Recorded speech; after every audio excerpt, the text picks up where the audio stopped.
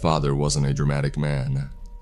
He didn't tell ghost stories around campfires or watch horror movies or even raise his voice when he was angry. He was the kind of man who paid his taxes on the first available day, who changed the oil in his truck at exactly 3,000 miles, who said I love you once a year on Christmas morning and meant it deeply each time. So when he sat me down on the evening of my 13th birthday, after the cake and the relatives and the gift card from Aunt Phyllis that I would spend on a video game I'd forget within a month, I expected something practical, a talk about puberty maybe, something about responsibility. He closed the door to his office, a small room off the kitchen that smelled like old newspapers and the leather conditioner he used on his work boots, and sat in the chair across from me.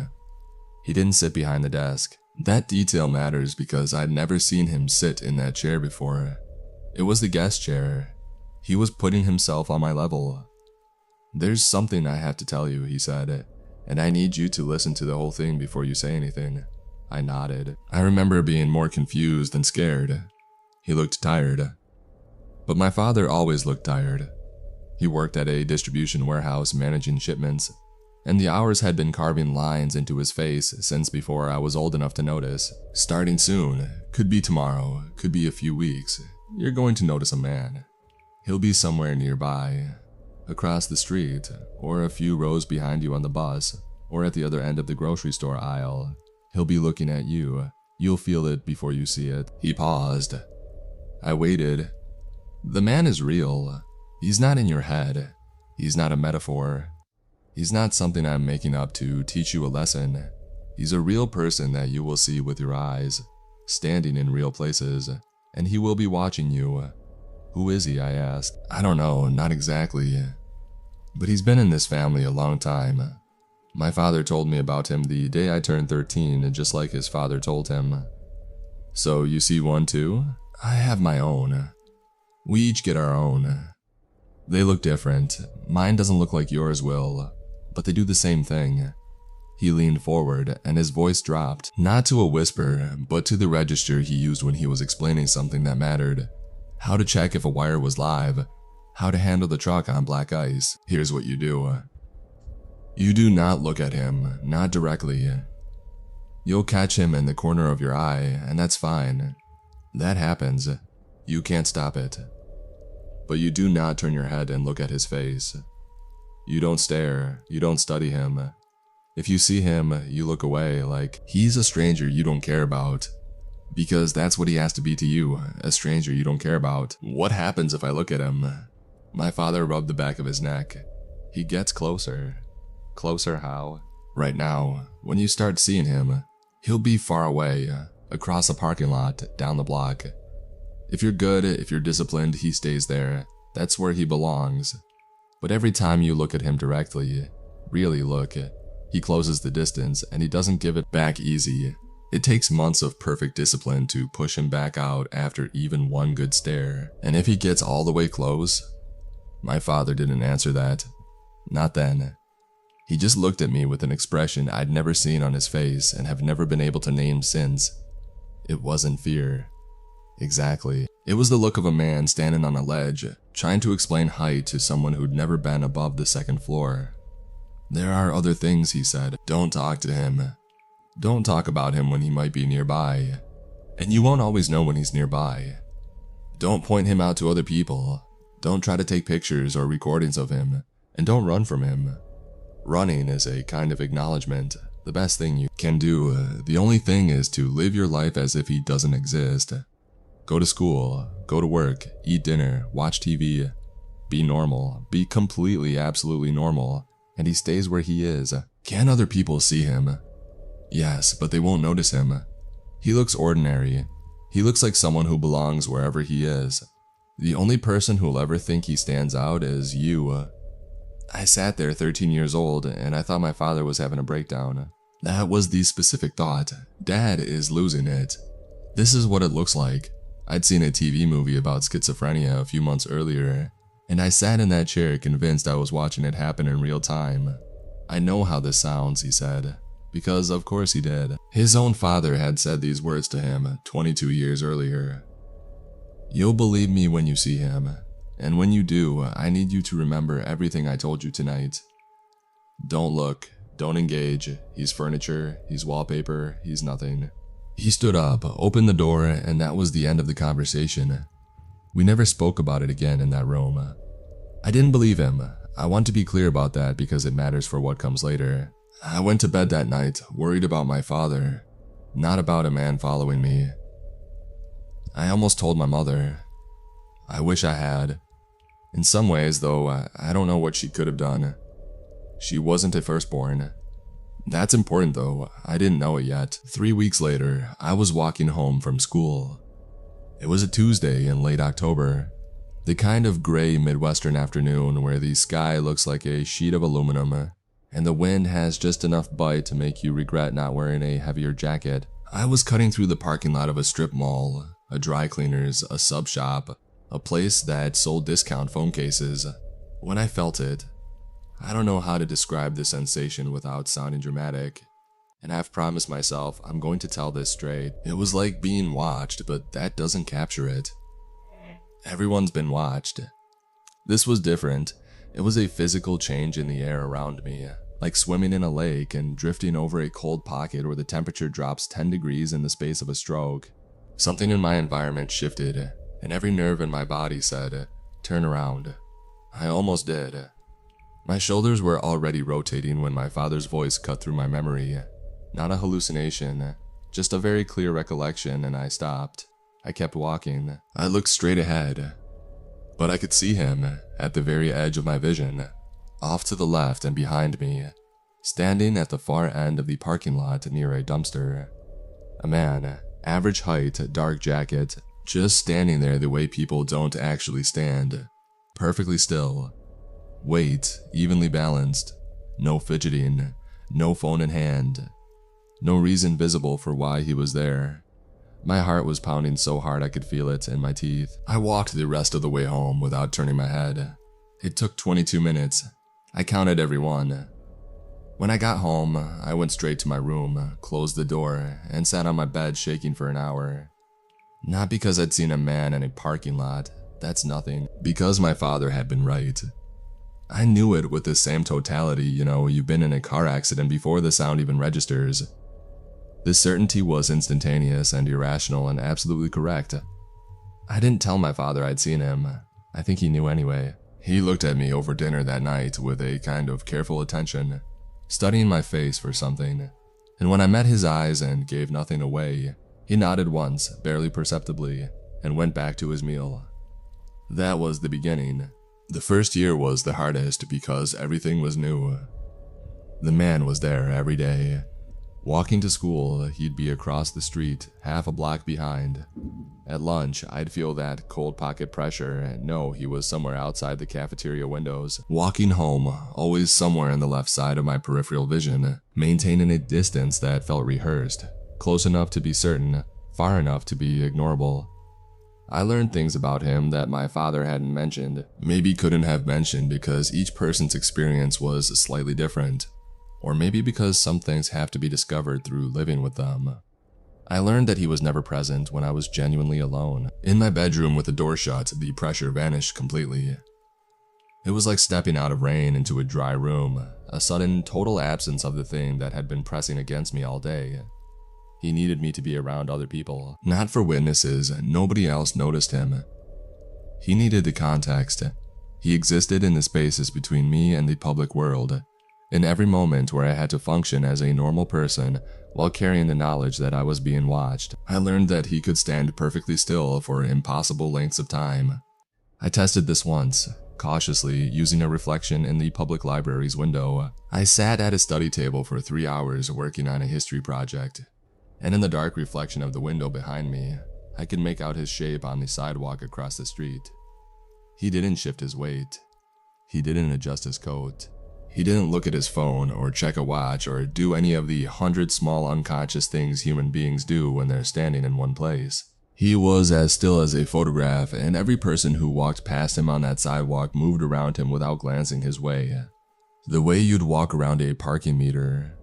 I learned that the cold pocket sensation had gradations. At its baseline, it was a low hum, like the awareness of a fluorescent light buzzing in a room. something you could tune out with effort but never fully silence. When he was closer, or when my attention drifted toward him involuntarily, it sharpened into something more acute, a pins and needles feeling across my shoulders and the back of my neck. I never found out what happened at full intensity. I never wanted to, and I discovered something my father hadn't explicitly warned me about.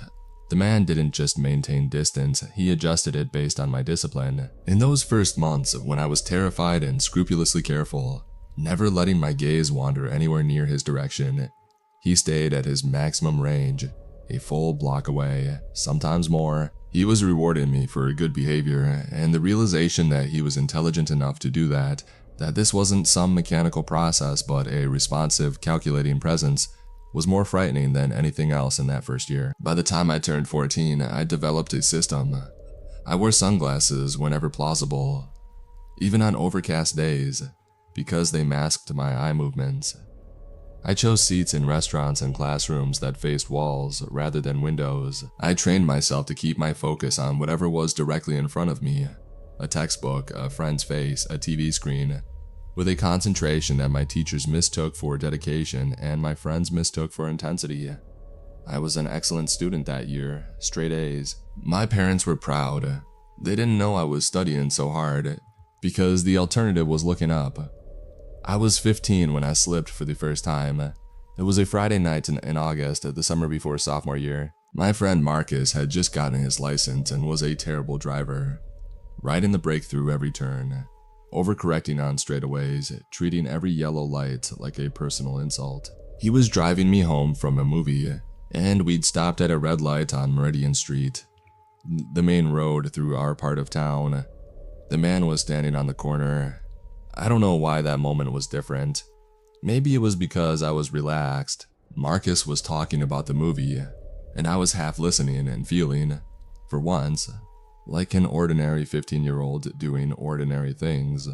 Maybe it was because the man was closer than usual, 20 feet from the passenger window instead of his typical half block. Maybe it was because the streetlight was hitting him from directly above, casting his features in sharp relief, and for one vertiginous second I thought I could almost make out his face.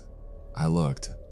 Not a peripheral glance, not the involuntary flicker of awareness I'd been managing for 2 years. I turned my head and looked at him through the passenger window, and for roughly 3 seconds I saw him clearly. I still can't describe his face. That's one of the things about him that I've never been able to resolve. The features were there. Eyes, nose, mouth, all correctly positioned. All proportional, nothing obviously wrong, but they refused to assemble into a description. It was like trying to recall a face from a dream. You know, you saw it. You know, it was specific and detailed. But the moment you reach for the words, the image dissolves and you're left with the certainty that you saw something and the total inability to say what it was. What I can tell you is that he was looking back. And in those 3 seconds, something in his posture changed. It wasn't a movement.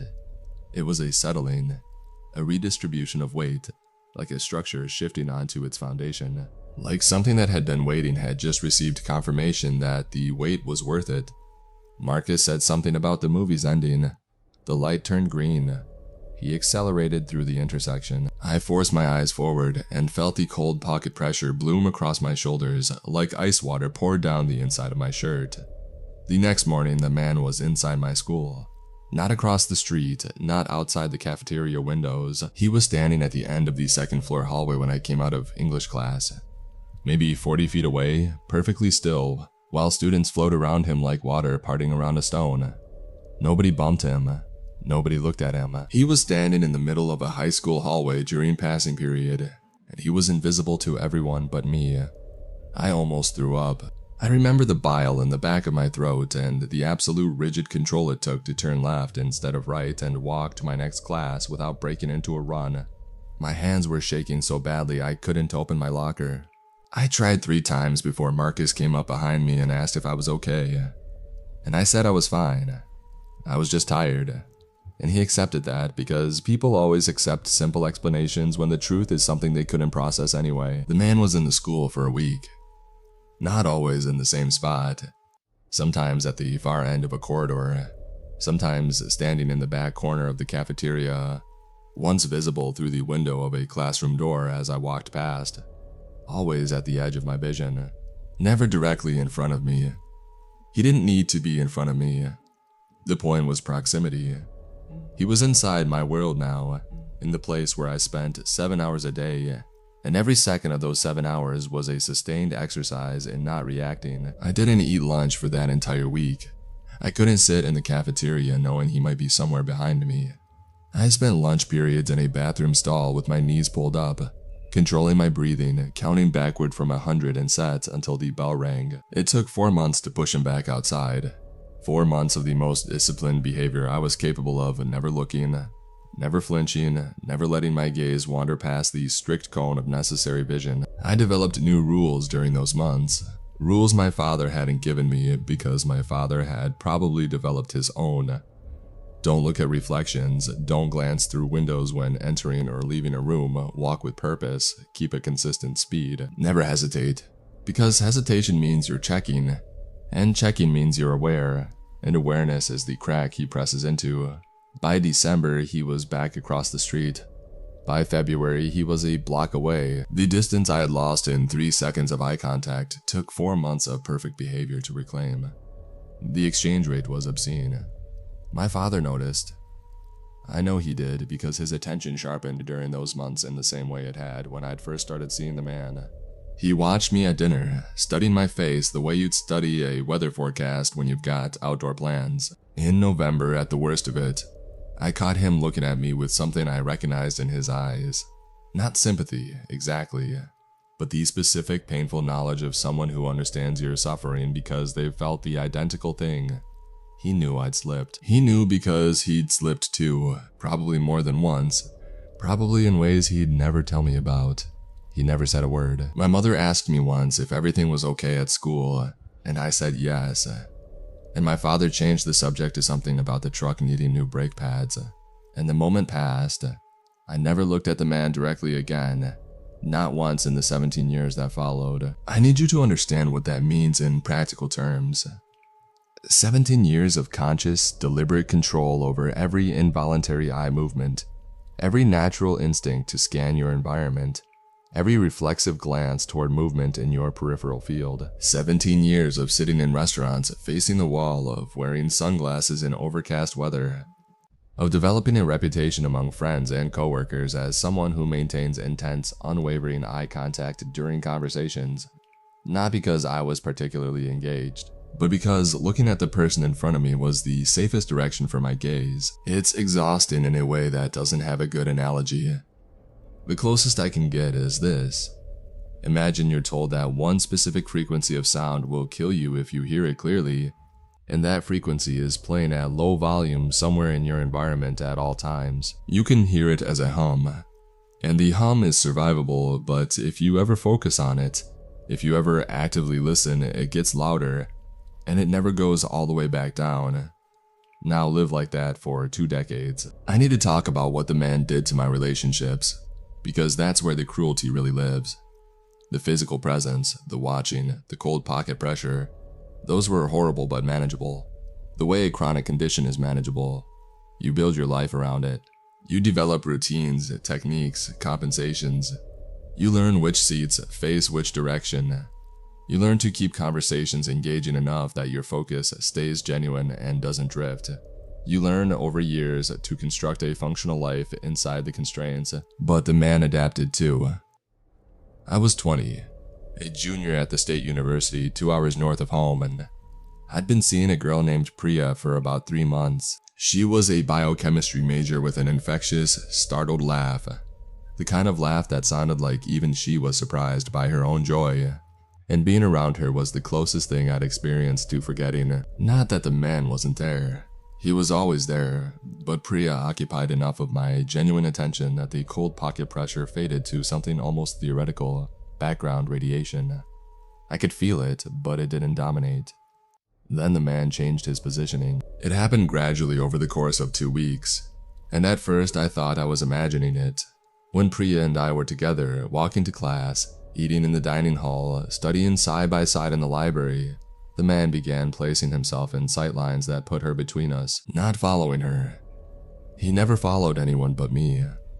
but he arranged his position so that to see him in my peripheral vision, I had to see him near her, behind her shoulder, at the far end of the row of tables she was facing. Once on a Thursday afternoon, I caught the edge of his shape standing on the sidewalk directly outside the coffee shop window, where Priya sat across from me, positioned so precisely that his silhouette overlapped with hers against the glass. He was using her. He had observed that my attention was divided, that someone else was occupying the cognitive space that I normally used for vigilance, and he was weaponizing that, because when the person you care about is standing near the thing you've spent years training yourself not to see, every survival instinct screams at you to look, to check, to make sure the threat isn't moving toward her, to protect her from something she doesn't know exists by monitoring something you're forbidden to monitor. It was elegant, in the way that a trap well designed for its specific prey is elegant. I broke up with Priya on a Sunday evening in March. We were in her dorm room and I told her I wasn't ready for a relationship, which was the most truthful lie I've ever spoken. She cried, quietly, without drama, which made it worse. And I sat there hating myself with a precision I hadn't known I was capable of. The cold pocket pressure sat against the back of my neck like a damp hand. He was outside the building. I could feel him. And I knew, with the same irrational certainty that governed everything about this, that he was satisfied. I tried again in my mid-20s with a woman named Caroline.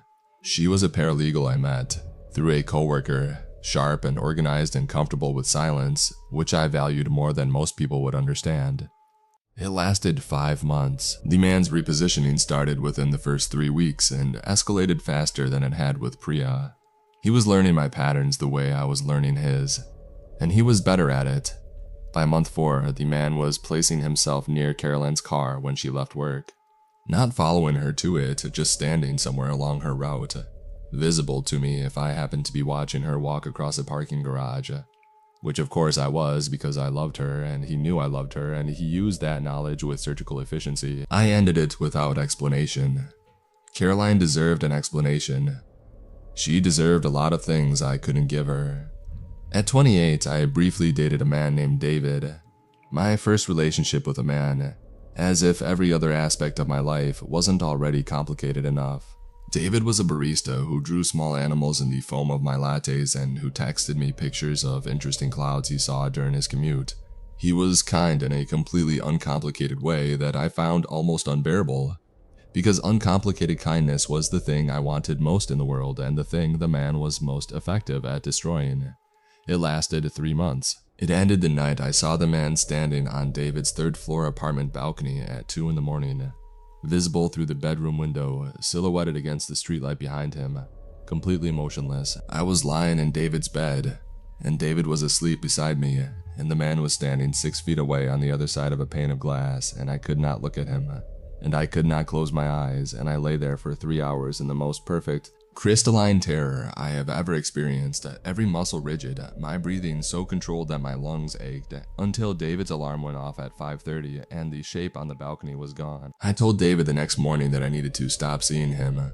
He asked if he'd done something wrong. I said no. He asked if I was sure. I said yes. He said okay, and made me a latte with a small fox in the foam, and I drank it and left, and I never went back. After David, I stopped trying. I was 28 years old and I accepted, with the quiet finality of a door clicking shut, that I would be alone. The man will use anyone I loved against me. The only defense was to love no one. I was 24 when I finally got some answers. Not all of them, maybe not even the important ones, but enough to understand the shape of what I was living inside. It was Thanksgiving. I'd driven the 2 hours home from my first real job, data entry for a logistics company. The kind of work where you stare at spreadsheets in a cubicle and the man stands in the parking lot outside your window all day, and you can almost convince yourself he's just another employee on a smoke break. My father was thinner than I remembered. The lines in his face had deepened into something geological, like erosion patterns in old stone, and he moved with the deliberate care of a man conserving energy he wasn't sure he could replace. After dinner, after my mother and younger sister had gone to bed, my father poured 2 bourbons and set one in front of me at the kitchen table. First time he'd ever offered me a drink. The house was quiet in the way houses get late at night, when the heating system cycling becomes the loudest sound in the world, a presence in itself. "You're doing well," he said. I knew what he meant most days. Most days is good. Most days is what you get. We drank in silence for a while. The bourbon was cheap and burned in a way that felt honest. Then I asked the question I'd been carrying for 11 years. "What happened to Uncle Gerald?" My father set his glass down slowly, the way you set down something fragile. Gerald was his older brother, born 18 months before him, technically the firstborn. I'd never met him. In family photos, he appeared up to around age 20, and then simply wasn't in any pictures after that. My mother had told me once, when I was 9, that Gerald had gone away, and that it was painful for Dad to talk about. I'd accepted that the way children accept things, completely and without question.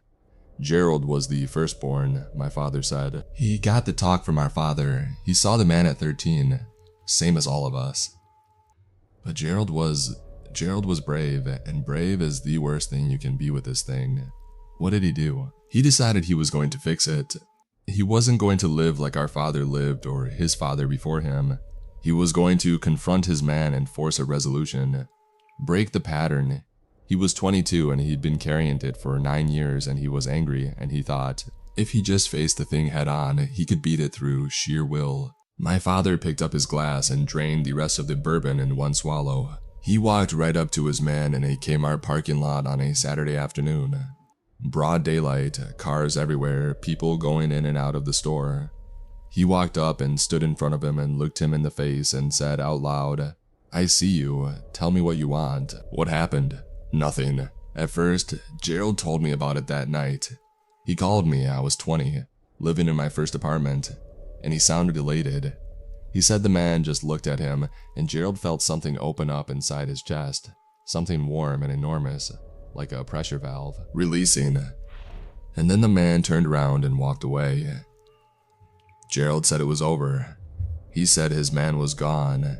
He said the pressure was gone, the cold feeling, all of it, gone. My father was looking at his empty glass. He was so happy. I'd never heard him sound like that, like he'd been holding his breath for 9 years and finally exhaled. But it wasn't over. For 3 days, it was, Gerald was free. Genuinely free. No cold feeling. No peripheral shapes, nothing. He called me each night to confirm it, laughing, making plans, talking about the future, like it was something he was allowed to have. My father paused. On Wednesday morning, our father called and said Gerald was gone. Not dead, gone. His apartment was empty. His car was in the parking lot. His wallet and keys were on the kitchen counter next to a half-eaten bowl of cereal. The TV was still on. He just wasn't there. The kitchen was very quiet. We filed a missing persons report. Police came, looked around, asked questions. They treated it like a walkaway. A young man who decided to disappear. No signs of struggle, no evidence of foul play. The case went cold within a month. My mother grieved herself into an early grave. Our father never spoke about it directly, but he told me one thing. The last time I saw him before he died, he said, "Gerald paid the debt forward. Don't let it come to that." What did that mean? I didn't understand it then. I do now. My father poured a second bourbon but didn't drink it. 2 years after Gerald disappeared, I was in a grocery store in Evansville. I was in the cereal aisle, reaching for a box of something, and I felt the pressure shift. Not my regular pressure, something different. Stronger, more specific, like standing next to an electrical transformer. I turned my head just barely, just enough to catch the shape in my peripheral vision, and the man standing at the end of the aisle was Gerald. My father said this in the same tone he used to describe truck maintenance, flat, informational. The voice of a man who had processed an impossible thing by refusing to let it be dramatic. "You're sure it was him?" "I'm sure." Same build, same way of standing with all his weight shifted onto his left foot. The way he'd done since he was a kid. He was wearing clothes I'd never seen. A plain jacket, dark pants, nothing distinctive. And I couldn't look at his face directly, not the way you can't. But the shape of him was my brother. It was Gerald. standing at the end of a grocery store aisle in Evansville, Indiana, watching someone watching you? No, that's the thing. He wasn't mine. He wasn't watching me. He was watching someone else, a woman with a shopping cart in the next aisle. I could tell by the angle. Gerald had become someone else's man. I sat with that for a long time. The heating system cycled off and the house settled into deeper silence. So when someone breaks, when they confront their man and the man leaves, they take the man's place. That's what I believe. Gerald confronted his man, and his man left. And the space that opened up, the role, the function, whatever it is, Gerald filled it. Like the system needs a fixed number of bodies, and Gerald volunteered his. Is Gerald still? Is he still Gerald? Does he know who he is? I don't know. I saw him twice more over the years. Once outside a gas station in Fort Wayne. Once in the background at a county fair, standing near the funnel cake booth. Both times he was watching someone I couldn't identify. Both times his posture was the same. He looked the same age. He looked exactly the same. He doesn't age. He didn't appear to. I drank my bourbon. It tasted like nothing. What about your man? You said yours didn't look like Gerald. Mine is mine. Has been since I was 13. He looks the same as the day I first saw him. My father pushed his untouched second drink toward the center of the table. I've wondered sometimes who he was before. Whose brother or father or son he used to be. But I don't wonder too hard, because that's a kind of looking too. And the rules apply to thinking as much as they apply to seeing. We sat in the kitchen until nearly 2 in the morning, not talking much after that. Just sharing space in the way that men in my family have always shared space. Quietly, carefully, with the enormous unspoken thing between us held at precisely the distance required to survive it. My father was diagnosed with pancreatic cancer 3 years later. He was dead within 5 months. I want to tell this part quickly because the slowness of it nearly destroyed me in ways the man never had. The hospital visits, the chemotherapy that thinned him to translucence.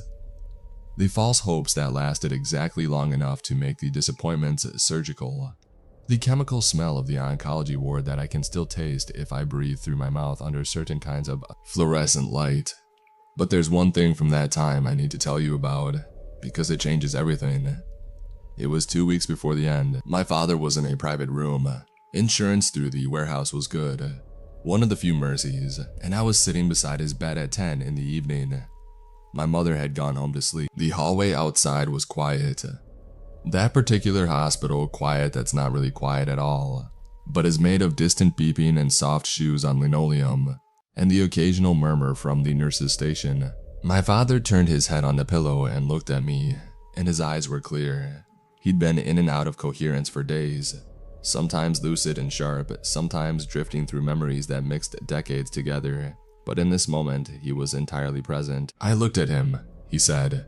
I felt the blood drain from my face. When, last Tuesday, he was outside the window. My father's room was on the 6th floor. He was standing on nothing, just hanging there in the air outside the glass, and I was lying here alone, and I was so tired, and I thought, what does it matter? I'm dying. Whatever happens, it happens for a few weeks and then it's done. Dad. I wanted to see his face. Just once, after 35 years, I wanted to know what he looked like. What did you see? The same thing you saw. Nothing you can hold on to. A face that's there and then isn't, like smoke. He shifted slightly on the bed, and the movement cost him a visible effort. But he saw me, see him, and now he's here. I felt it then. Not my cold pocket pressure, which was a familiar companion by this point, almost domestic in its predictability. Something else. Something rawer and closer and more immediate, like standing next to an open electrical panel. The air in the room changed density. He's in the room, I whispered. In the corner, by the door. He's been there since Tuesday. He sits in that chair when you and your mother leave. My father gestured weakly toward the visitor's chair near the door. The one nobody ever sat in because it was plastic and uncomfortable and positioned at an angle that made conversation awkward. He sits there and he watches me, and I can see him now without even trying. Once you really look, you can't stop seeing. The peripheral trick stops working. I didn't turn toward the corner. I kept my eyes on my father's face, but I could feel it. A presence that wasn't mine. A frequency that didn't belong in my registry of familiar dreads. Something was in that corner. Something that had been invited. "Don't look at him again," I said. My voice was steady in a way that surprised me. "Dad, whatever happens, don't look." "It doesn't matter now, son. He knows I see him. I know he knows. The distance is gone." My father's hand found mine on the bed rail and gripped it with more strength than I thought he had left. "I need you to know something. Whatever happens to me after, whatever I become, I'm sorry. I'm sorry I couldn't hold out longer. You held out for 35 years. It wasn't enough." He died on a Thursday at 4:17 in the morning. I was asleep in the recliner beside his bed, and I woke to the cardiac monitor alarming, and 2 nurses coming through the door, and the immediate total absence of the second presence. Whatever had been in the corner was gone. The room was just a room. My father was just a body. The monitor whined its flat tone, and one of the nurses silenced it and said she was sorry, and I sat there holding his hand while the warmth left it. I drove home in the early morning dark. 2 blocks from the hospital entrance, my man was standing under a streetlight on the sidewalk, closer to a building I'd been inside than he'd been since my sophomore year. He was testing the perimeter. Probing. My father's death had destabilized something in the arrangement, loosened some tension that had been keeping things in their proper places for 6 months after the funeral. The man was closer than he'd been in years. Not dramatically.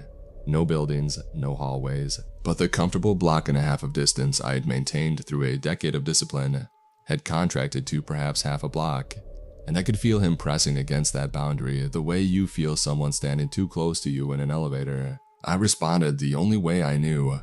More discipline, more control, more hours of keeping my eyes locked on whatever was directly in front of me.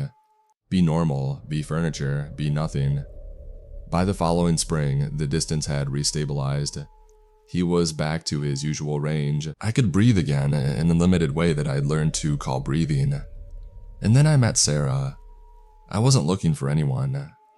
After David, I had accepted solitude as a permanent condition, a medical fact about my life, like a chronic illness that precluded certain activities. But Sarah was a logistics contractor who'd been hired to streamline our warehouse's shipping protocols, and we first spoke in a conference room over a routing efficiency problem. And she was funny and direct and had a crescent-shaped scar on her left hand from a childhood bike. Accident, as she mentioned on our second coffee meeting, without any self-consciousness at all. She had an easy way of being in the world that I found myself studying. The way you'd study someone who was effortlessly good at something you'd struggled with your whole life. I held her at arm's length for months. I watched the man's behavior when I was around her, using every peripheral monitoring technique I'd developed over 17 years, preparing for the repositioning, the weaponization, the strategic placement that would force me to end another relationship to protect my discipline. It didn't come. When I was with Sarah, the man maintained his standard distance. Same posture, same cold pocket pressure, same absolute stillness, but no adjustment toward her. No strategic repositioning, no closing of angles to put her in the dangerous space between us. I don't know why. I've spent years thinking about it, and I don't have an answer that satisfies me. Maybe it was random variation, a fluctuation in rules I didn't fully understand. Maybe it was something specific to Sarah, some quality she possessed that didn't trigger the man's targeting algorithm, if that's even the right word for what guided his behavior. Maybe after my father's death, something in the system shifted, and the man's tactics changed in ways I couldn't perceive. Or maybe, and this is the thought I return to most often, late at night when honesty comes easier. Maybe the man had already gotten what he needed from my father, and I was being given a reprieve, a rest period, a chance to build something that could later be taken away. Whatever the reason, the result was that I could be with Sarah without the constant terror of her being used as leverage. That small mercy, that single concession from an otherwise merciless arrangement, was enough to build a life on. We married when I was 31. I did not tell Sarah about the man. I know how that sounds. I know that withholding something this fundamental from the person you've chosen to build a life with is a form of betrayal. I've argued with myself about it for years, lying awake while Sarah sleeps beside me, running the conversation in my head. Honey, there's something I need to tell you. There's a man who follows me everywhere. He's been there since I was 13. My father had one too, and his father before him, and when my uncle tried to confront his, he vanished and became one of them. I know this sounds insane. I know you're going to want me to see someone, but I need you to believe me. I never have that conversation. My father never told my mother. His father never told his wife. The reason was always the same. What would telling accomplish? She can't see him the way I see him. She'd think I was ill, and I couldn't prove otherwise without asking her to look for him. And asking someone to look for him is dangerously close to pointing him out, and I don't know what that would do. So I carry it alone, the way every firstborn in my family has carried it alone. And I tell myself it's protection, and on most days I believe it. Our son was born when I was 32.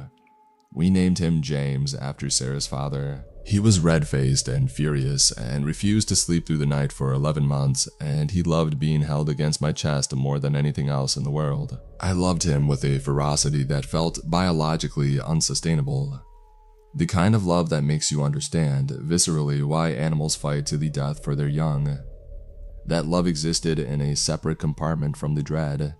The two didn't touch, couldn't touch, because if I let the dread contaminate the love, I'd never be able to function. And James needed a father who functioned. I watched him grow with 2 sets of eyes. The first set was the one Sarah could see. The proud father documenting milestones, first steps, first words, first day of school. The second set was watching for signs, watching for the day my son would feel the cold pocket pressure and glance over his shoulder at something that wasn't supposed to be there. He never did. Not as a toddler, not as a child. The man seemed uninterested in James entirely, maintaining his standard distance, never adjusting his position toward my son, the way he had toward Priya and Caroline and David. James was invisible to the arrangement, and every year that passed without a sign was a year I could pretend maybe the pattern had broken. Maybe it skipped a generation. Maybe my son would be spared. James turns 13 in 9 days. I've been preparing for it since before he was born, in the way a soldier prepares for a deployment when the date is already on the calendar. I've rehearsed the speech. I've sat in front of the bathroom mirror, alone in the house, and said my father's words in what I realize now is my father's voice, the careful, level tone of a man delivering terrible news with the minimum possible drama, and I've watched my own face to make sure I look calm, steady, trustworthy. Like a man who has this under control. Like a man who can protect his son from what's coming. I can't protect him from what's coming, but something has changed in the last 3 months, and it's the reason I'm writing this now. 9 days before I have to sit across from my boy and tell him that his world is not the world he thinks it is. 3 months ago, I started seeing a second figure. Not my man. My man is where he always is, down the block across the street. A fixed point in the peripheral constellation I've learned to navigate around. The second figure stands near him, but apart from him, the way 2 strangers might wait at the same bus stop without acknowledging each other. Same posture, same stillness, same absolute refusal to be remarkable. The second figure is thinner than my man. Slighter through the shoulders, he stands with his weight shifted onto his left foot. I know that stance. I've known it since I was a child, watching home videos of Thanksgivings and 4th of July barbecues, watching a tall, thin man shift his weight left and hold a beer with his right hand and laugh at something my grandmother said off camera. My father looked at his man in that hospital room. He made eye contact. He saw the face. He did it knowingly, and 2 weeks later he was dead. And I thought that was the end of it. That dying before the full consequences could unfold was a kind of escape. It wasn't. My father didn't escape. My father is standing at the far end of parking lots now, in clothes I don't recognize with a posture I recognize completely. Silent and still and impossible, and there, he joined them, just like Gerald, just like Martin, just like however many others across the decades and centuries of whatever this family carries. The system needed a body, and my dying father provided one. And whether that happened at the moment of death or the moment of looking or somewhere in the 3 seconds between, I'll never know. What I know is this. When James turns 13 and the cold pocket pressure finds him and he sees the shapes at the edge of his vision for the first time, he won't see one figure, he'll see two. His man, whoever or whatever that will be, and beside him, thinner, standing with his weight on his left foot, his grandfather. James remembers his grandfather. He was 5 when my father died. Old enough for fragments, warm hands, a deep voice, the smell of leather conditioner, a man who lifted him onto his shoulders in the backyard and called him little man. Those fragments are good. Those fragments are all James has of him, and they're enough to build the idea of a grandfather on. The kind of warm, uncomplicated memory that a child carries into adulthood and pulls out during hard times like a smooth stone from a pocket. In 9 days, I'm going to sit across from my son and tell him that one of the figures at the edge of his vision, one of the shapes he must never look at, never speak to, never acknowledge, is that man. The man with the warm hands and the deep voice, the man who called him little man, and that if James ever breaks the way Gerald broke, the way my father broke, James will join them.